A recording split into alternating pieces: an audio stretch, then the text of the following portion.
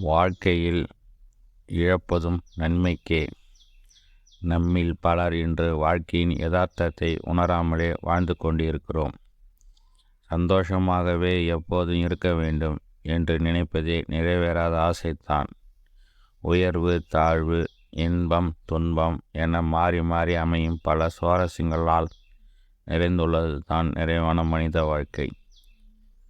இதில் ஏதேனும் ஒன்று மட்டும் கடைசி வரை இருக்குமானால் வாழ்க்கை வெறுப்பாக மாறிவிடும். பல சமயங்களில் நமக்கு பிடித்த பொருளை அல்லது நபரை வாழ்க்கையில் இழக்க நேரிடலாம். அப்படியான இழப்புகள் நேரும் சமயத்தில் தான் உலகமே இருண்டு போனது போல ஒரு வெறுமை நம் மனதில் தோன்றும். ஏன் இந்த வாழ்க்கை நமக்கு ஏன் தோன்றும்? மிக சிறிய இழப்புகளை கூட தாங்க முடியாமல் உயிரை மாய்த்து கொள்ளும் மனிதர்களை நாம்